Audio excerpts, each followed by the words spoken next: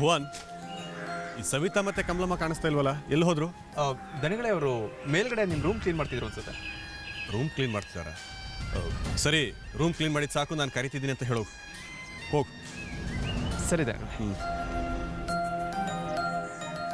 ಅಯ್ಯೋ, ಮತ್ತೆ ಸವಿತಾ ತಲೆ ತಿಂತಾಳಲ್ಲಪ್ಪ.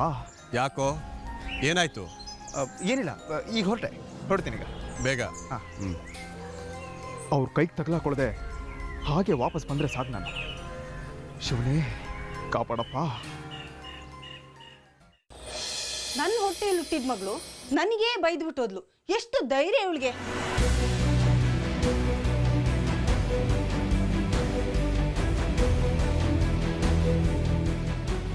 ಅಲ್ಲ, ಇವಳು ಈಗಲೇ ಹಿಂಗೆ, ಇನ್ನು ಬೆಳೆದು ದೊಡ್ಡವಳಾದ್ಮೇಲೆ ಹೆಂಗೆ?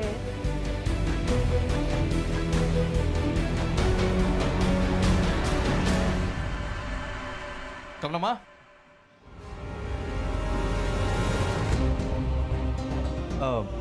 ದಣಿಗಳು ಕರಿತಾ ಇದ್ದಾರೆ, ಬರ್ಬೇಕಂತೆ. ಕ್ಲೀನ್ ಮಾಡಿ ಸಾಕು ಅಂದರು. ನಾನು ಕ್ಲೀನ್ ಮಾಡ್ತಾ ಇಲ್ಲ, ಧೂಳು ಒರೆಸ್ತಾ ಇದ್ದೆ. ಅಂದರೆ ಒರೆಸಿದ್ದು ಧೂಳು ತೆಗೆದಿದ್ದು ಸಾಕು ಅಂತ ದಣಿಗಳು ಹೇಳಿದ್ರು.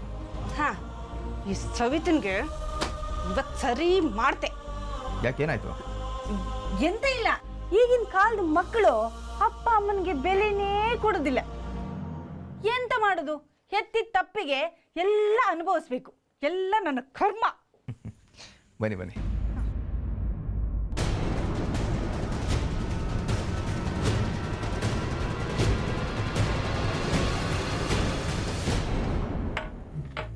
ಓ, ಕಿಟಕಿ ಹಾಗೆ ಓಪನ್ ಆಗಿದೆ. ನೀವು ಹೋಗಿ ಕಮಲಮ್ಮ, ನಾ ಹಾಕೊಂಡ್ಬರ್ತೀನಿ.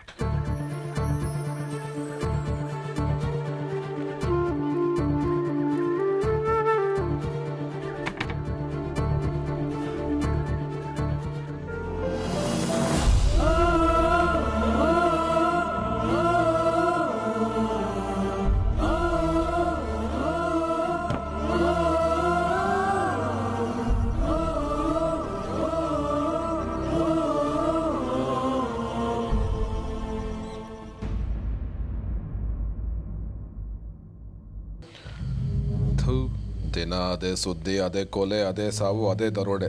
ಏನು ಉಪಯೋಗ ಇಲ್ಲ. ರೇ ಉಗ್ರಪ್ಪ, ಬನ್ರಿ ಇಲ್ಲಿ. ಸ್ವಲ್ಪ ಸುಮ್ಮನೆ ಇವತ್ತು ಹಳ್ಳಿ ಬೀದಿ ಕಡೆ ಹೋಗ್ಬರೋಣ ಬನ್ನಿ. ಹಳ್ಳಿಗ ಏನಿವತ್ತು? ಯಾಕೋ ಸುಮ್ಮನೆ ಶಾಲೆ ಕಡೆ ಹೋಗ್ಬರೋಣ ಅಂತ ಆಸೆ ಆಗ್ತದೆ. ಶಾಲೆಗ? ಅಲ್ಲಿಗೆ ಯಾಕೆ? ಹಾಗೆ ಸುಮ್ಮನೆ ನಮ್ಮ ಶ್ರದ್ಧಾ ಮೇಡಮ್ನ ಮಾತಾಡ್ಸ್ಕೊಂಡು ಬರೋಣ ಅಂತ ಆಸೆ ಆಗ್ತದೆ. ಏನು, ಅವಳನ್ನ ಮಾತಾಡಿಸ್ಬೇಕು ಅಂತ ಆಸೆನಾ? ಯಾಕಾಗಬಾರ್ದು? ಅದೇನು ಕರ್ಮನೇನು? ಆ ಹೆಣ್ಣಂಗ್ಸನ ಗೋಳು ಹೊಯ್ಕೊಳ್ದಿದ್ರೆ ನಿನಗೆ ಆಗೋದೇ ಇಲ್ಲ ಅಲ್ವಾ?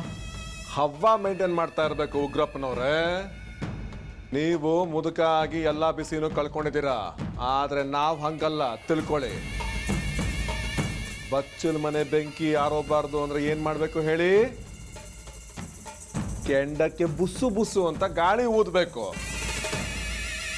ಅವಾಗ್ಲೇ ನಿಗ್ಗಿ ನಿಗ್ಗಿ ಅಂತ ಉರಿಯೋದು ಕೆಂಡ ಅಲ್ವಾ? ಅದಕ್ಕೂ ಇದಕ್ಕೂ ಏನೋ ಸಂಬಂಧ? ಅದರ ಸಂಬಂಧ ಅದರಲ್ಲೇ ಇದೆ ಉಗ್ರಪ್ಪನವರೇ. ಅದು ನಿಮಗೆ ಅರ್ಥ ಆಗೋಲ್ಲ. ಶ್ರದ್ಧಾ ಮೇಡಮ್ ಉರ್ಕೊಂಡಿದ್ರೇನೆ ಚಂದ ಅಲ್ವಾ? ಲೇ ಬಸವಾ, ಗಾಡಿ ಹತ್ತ. ಏನಿವಾಗ ಬರ್ತೀರಾ ಬರಲ್ವಾ? ಸರಿ ನಡಿಯಪ್ಪ. ಫ್ರೀಯಾಗಿ ಸಿನಿಮಾ ತೋರಿಸ್ತೀನಿ ಅಂದ್ರು ಬೇಡ ಅನ್ನೋ ಜಾತಿ ನಿಮ್ದು. ಬನ್ನಿ ನಡಿ ನಡಿ.